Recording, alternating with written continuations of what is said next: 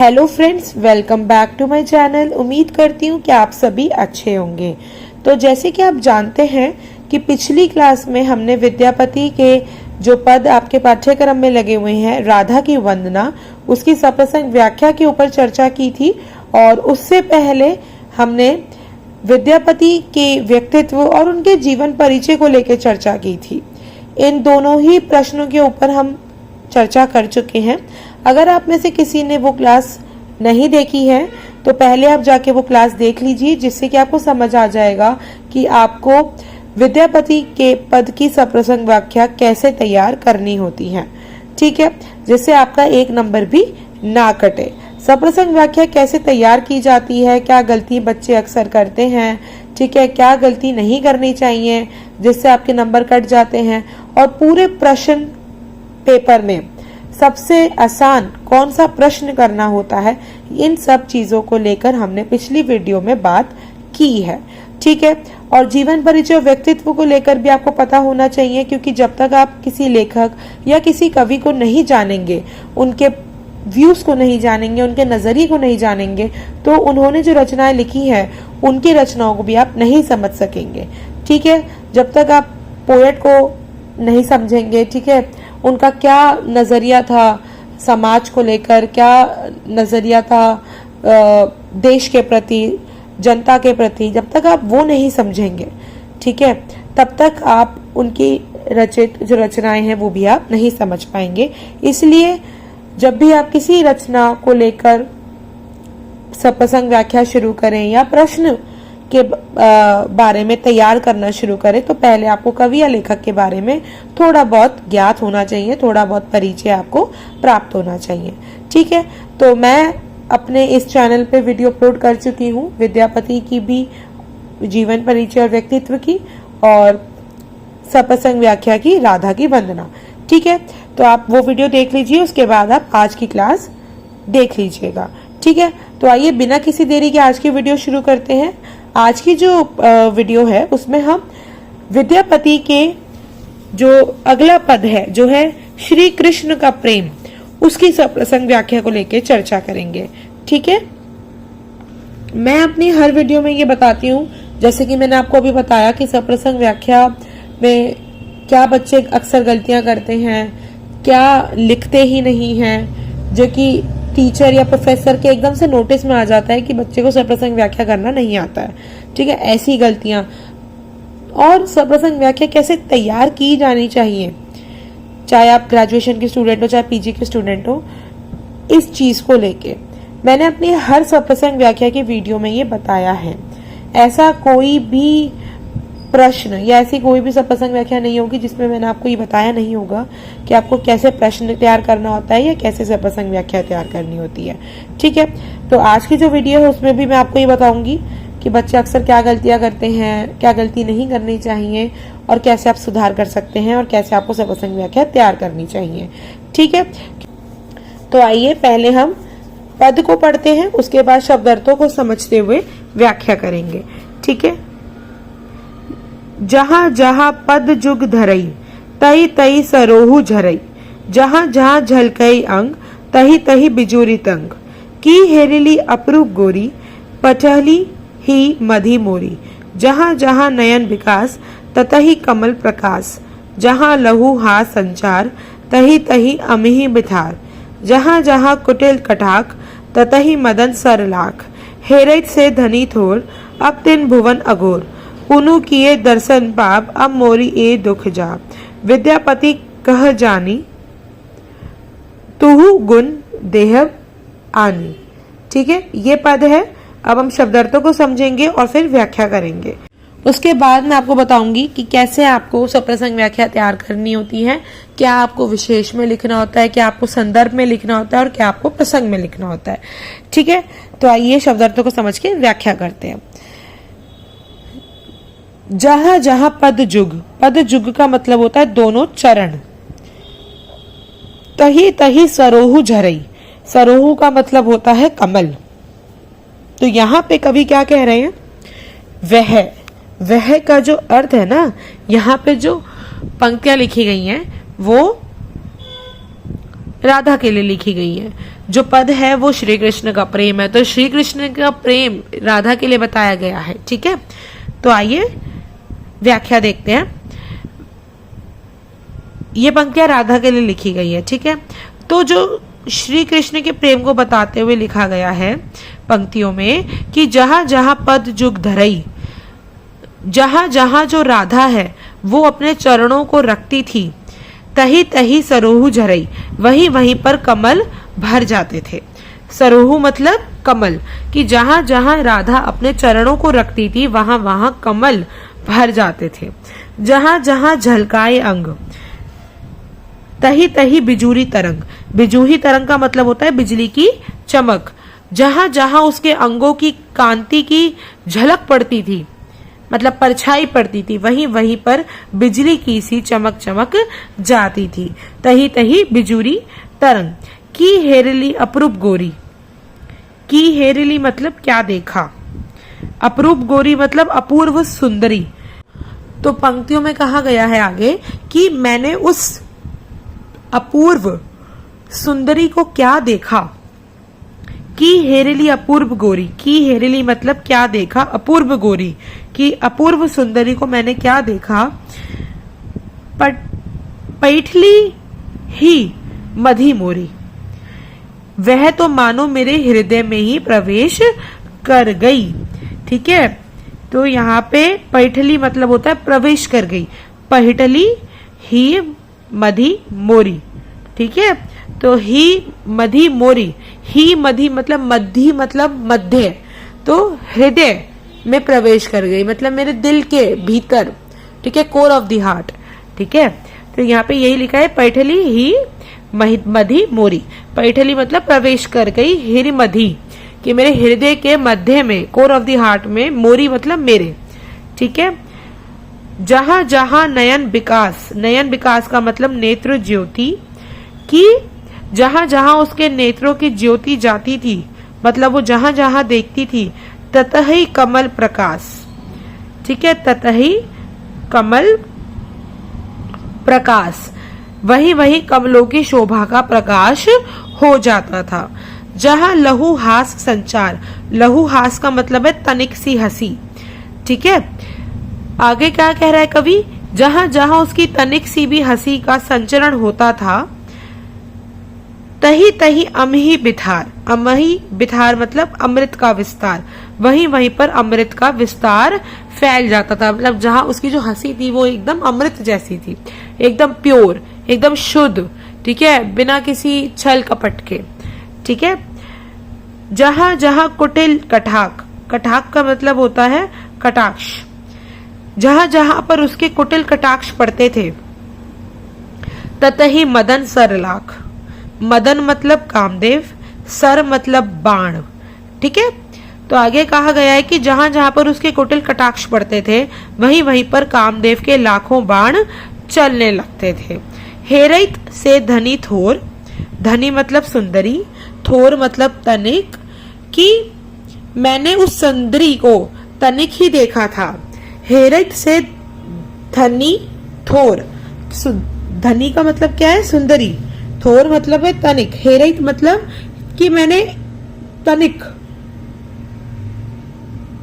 मैंने एक सेकंड के लिए, कुछ मिनटों के लिए उसको देखा था।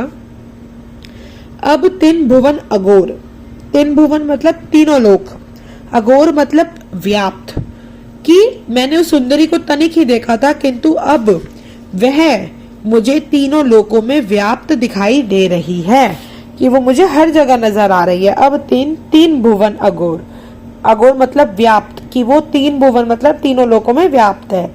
पुनु किए दर्शन पाप, पुनु मतलब पुण्य।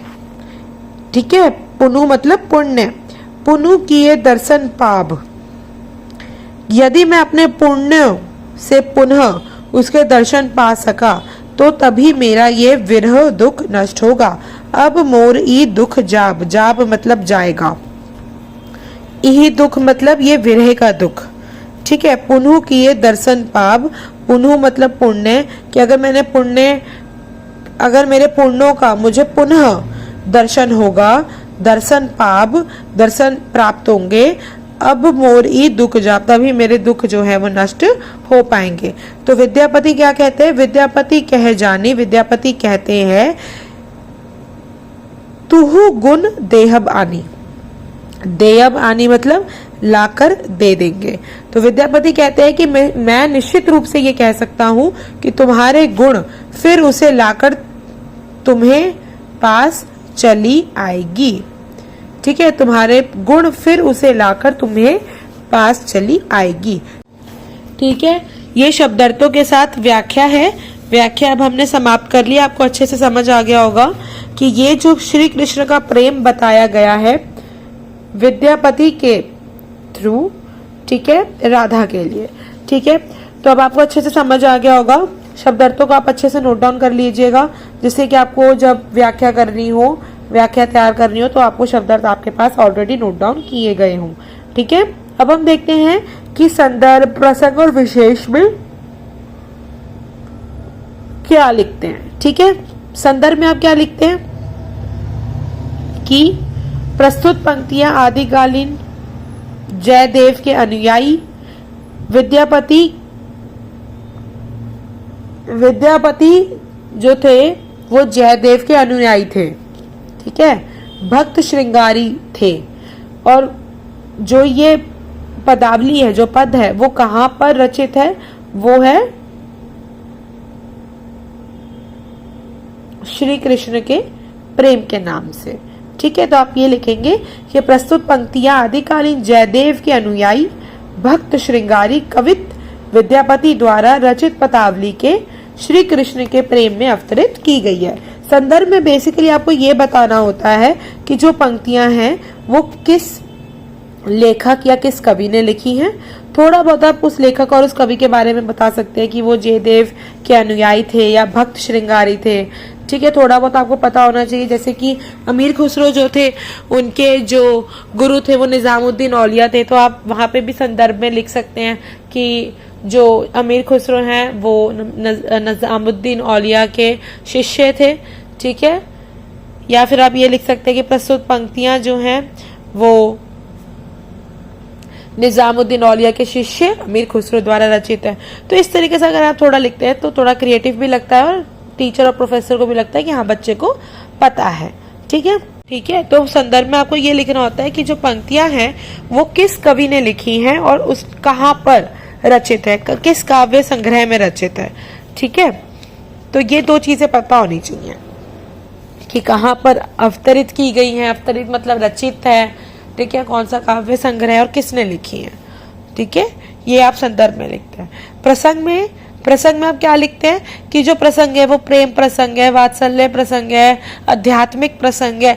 तो पंक्तियां जिससे भी रिलेट करती हो, जैसे कि श्री कृष्ण के प्रेम को बताया गया तो ये प्रेम प्रसंग हुआ है ना, तो वो चीज आप प्रसंग में लिखेंगे। ठीक है, तो ये आपको प्रसंग में लिखना होता है कि जो प्रसंग है वो क्या है, प्रेम प्रसंग है, वात्सल्य प्रसंग है। ठीक है, ये बताना होता है प्रसंग में कि जो पंक्तियां हैं वो किस प्रसंग की है, वात्सल्य है, आध्यात्मिक है, क्या है, रहस्यात्मक है, भावनात्मक है, ये आपको प्रसंग में बताना होता है। ठीक है, तो प्रसंग में आपको ये लिखना होता है। व्याख्या हम अच्छे से समझ चुके हैं। विशेष में आपको क्या लिखना होता है? विशेष में आपको भाव सौंदर्य और शिल्प सौंदर्य लिखना होता है। भाव सौंदर्य में वो आता है जो पंक्तियों के माध्यम से भाव उत्पन्न किए गए हैं, और शिल्प सौंदर्य में स्पेसिफिकली ग्रामर आती है कि कौन से अलंकारों का प्रयोग किया गया है। ठीक है, कौन से मुहावरों का प्रयोग किया गया है। ठीक है, ये बताना होता है। ठीक है, तो पहले तो हम ये देखते हैं कि प्रसंग में आपको क्या लिखना है। नायक कौन है? कृष्ण है। नायिका कौन है? राधा है। तो यहाँ पर जो नायक ने नायिका को कहीं देख लिया है, वह उसके सौंदर्य पर अत्यधिक मुग्ध हो गए हैं, अतः वह अपनी दशा का और नायिका के अपार सौंदर्य का वर्णन अपने सखा से अथवा राधा की अंतरंगनी सखी से कर रहे हैं। तो यहाँ पे वो ये बता रहे हैं, जो पंक्तियों में बताया गया है राधा की अपूर्व सुंदरता को, ठीक है, वो किस तरीके से उनके हृदय में प्रवेश किया उन्होंने। ठीक है, तो वो यहाँ पर नायक जो है वो अपनी दशा बता रहे हैं और नायिका का अपार सौंदर्य का वर्णन कर रहे हैं। ठीक है, ये आप प्रसंग में लिखेंगे। जो एज इट इज पंक्तियों में बताया गया है ना, वही आपको प्रसंग में लिखना होता है। तो जो विशेष है उसमें आपको भाव सौंदर्य और शुभ सौंदर्य लिखना होता है। तो आप इसमें क्या लिखेंगे कि भक्ति रस है, जिसमें श्रृंगार का समावेश है। तो यहाँ पे भक्ति भी है और यहाँ पे श्रृंगार भी है। ठीक है, जहां जहां तही तही में पुनरुक्ति प्रकाश अलंकार है।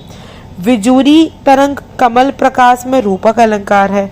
कुटिल कटाक्ष मधि मोरी में अनुप्रास अलंकार है। की हेरली अपसन गोरी में काकु वक्रोक्ति अलंकार है। ठीक है, मैथिली भाषा का प्रयोग किया गया है और गीत के सभी गुण विद्यमान है। तो ये सब आपको भाव और शिल्प में बताना होता है। ठीक है, शिल्प में आपको ग्रामर बतानी होती है। ठीक है, तो अब मैं आपको बताती हूँ। पहले तो मैंने आपको ये बताया कि आपको कैसे सब प्रसंग व्याख्या तैयार करनी है। ठीक है, अब मैं आपको बताती हूँ कि क्या बच्चे अक्सर गलतियां करते हैं। ये तो मैंने आपको अभी तक ये बताया कि कैसे आपको लिखनी होती है सब प्रसंग व्याख्या। संदर्भ सबसे पहले लिखते हैं, फिर प्रसंग लिखते हैं, फिर व्याख्या लिखते हैं और फिर विशेष लिखते हैं। ठीक है, तो संदर्भ कई बच्चे नहीं लिखते, सबसे बड़ी गलती तो ये है। ठीक है, संदर्भ भी लिखना होता है। बच्चे स्टार्ट ही प्रसंग से करते हैं। ठीक है, संदर्भ पहले आता है, फिर प्रसंग, फिर व्याख्या, फिर विशेष। विशेष के अंदर भी भाव सौंदर्य पहले आता है, फिर शुभ सौंदर्य आता है। ठीक है, तो ये मैंने आपको बताया कि कैसे आपको सब प्रसंग व्याख्या तैयार करनी होती है। अब मैं आपको बताती हूँ कि बच्चे अक्सर क्या गलतियां करते हैं। सबसे पहली गलती कि बच्चे संदर्भ नहीं लिखते। दूसरी सबसे बड़ी गलती कि उनको यही समझ नहीं आता कि विशेष में क्या लिखा जाता है। जैसे कि विशेष में मैंने आपको बताया कि शिल्प सौंदर्य लिखते हैं, तो शिल्प सौंदर्य में बच्चे ये लिखते हैं कि अलंकारों का प्रयोग किया गया है, मुहावरों का प्रयोग किया गया है। ठीक है, भाषा सहज है, सरल है, लयात्मकता है, ज्ञात्मकता है, बिंबात्मकता, ऐसे नहीं लिखा जाता है।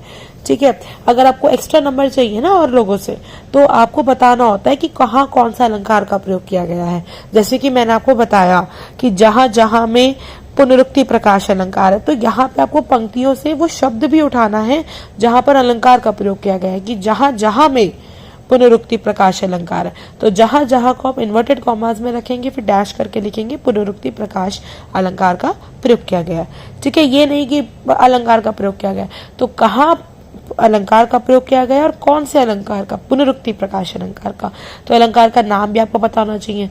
ठीक है, और जहां प्रयोग किया गया है वो भी आपको उदाहरण में लिखना होता है। इस तरीके से आप सप्रसंग व्याख्या तैयार करेंगे तो आपका कहीं नंबर नहीं कटेगा।